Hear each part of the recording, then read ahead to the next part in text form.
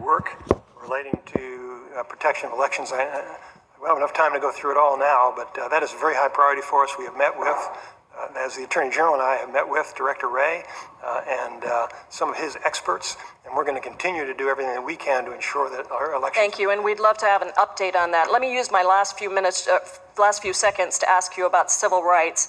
I have been very concerned that the DOJ is not actively defending civil rights and is instead dismantling critical structures and abandoning tools that for decades have been used by the Department of Justice to protect people from police brutality and discrimination.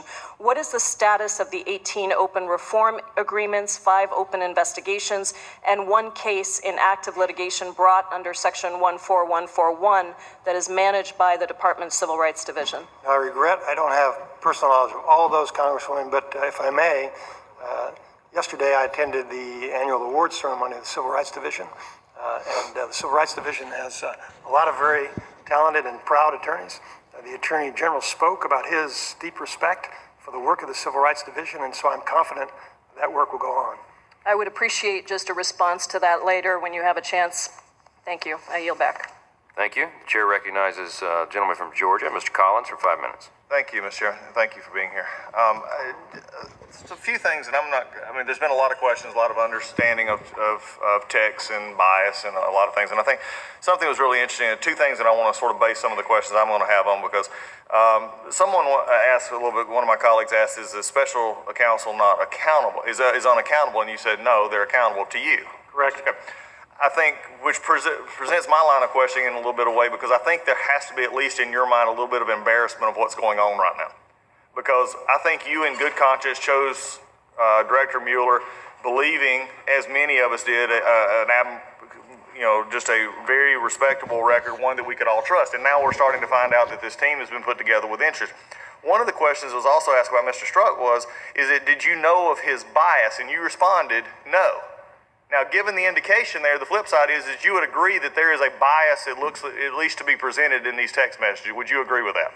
I agree that the text messages raise concern. As I said, I'm going to withhold my judgment until the investigation is completed. Well, that brings up an interesting question, because I spent time last week with the FBI Director, Wray, and it was really interesting that especially some of his comments, that he felt like he didn't have to provide to this committee. I think hopefully after that, he realized that we do have direct jurisdiction and he will be getting us stuff.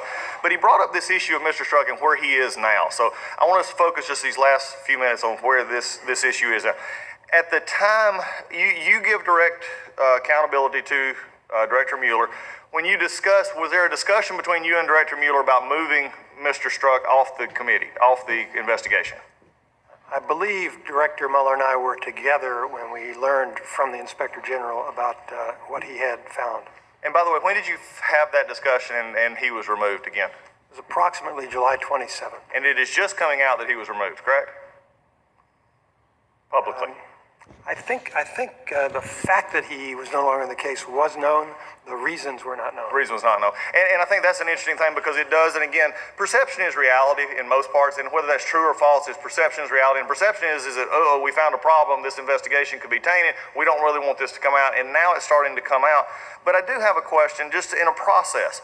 Because Mr. Wray last week said he was not demoted, he was just moved to HR. I made the comment at that point that said, it is funny to me that the second in command in the investigation division being put on a very high profile investigation, one of the highest in this town in a long time, and then simply being moved over to HR was not a demotion. In fact, why would you put somebody with challenges that you have now seen in the text, which we didn't have last week, why would you put him in HR? There seems to be a little bit of a problem there. So I do have a question.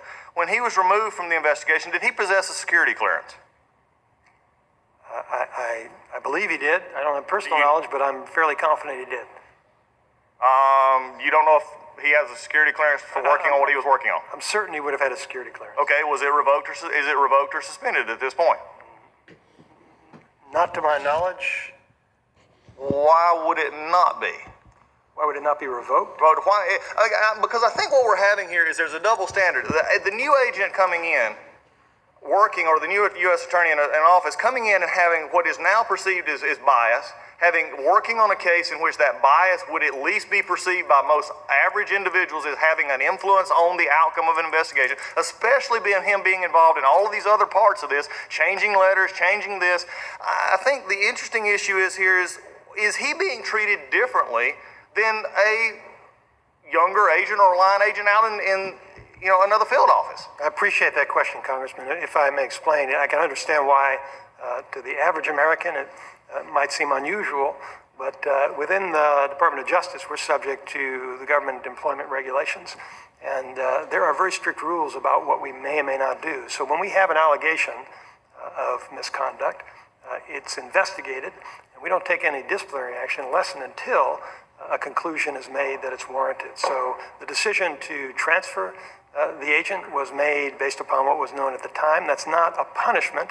If there is an adverse finding, and again, I'm supervising the Inspector General, I need to withhold my judgment, but if there is an adverse finding, and our employees have due process rights, so they have a right to provide any explanation or defense. I don't know what it's going to be, but they have a right to do that. And at the conclusion, and I agree with that. Let me just jump in here, because at the end, and I appreciate where you're headed there. I understand the investigation, but also let me say, this is a gentleman who, through these texts that we have seen, is an understanding that he wanted to protect America, that he didn't like the new president. He is still involved in the FBI. He still, at this point, undoubtedly still has his security clearance. He is. Does it not strike you that at least this person who had access to very high-risk, sensitive security issues dealing in this Russia investigation, why would they have not been separated out under all rules and regulations, but at least taken around? Has he been polygraphed simply since he's in regards to this? The Inspector General is responsible for handling that review, and when he concludes it, as I said, there'll be a public report. And with regard to the timing, I should clarify, I actually had anticipated and hoped the report would have been completed in November, but it's not completed yet, but I anticipate it'll be ready soon. Is there a reason why it's not been completed? Yes, because the Inspector General made a determination that he wasn't finished. I think that.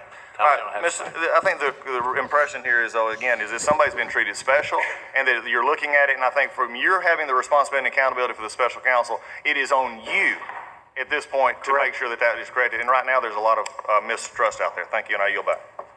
The gentleman from Illinois, Mr. Snyder, is recognized for 5 minutes.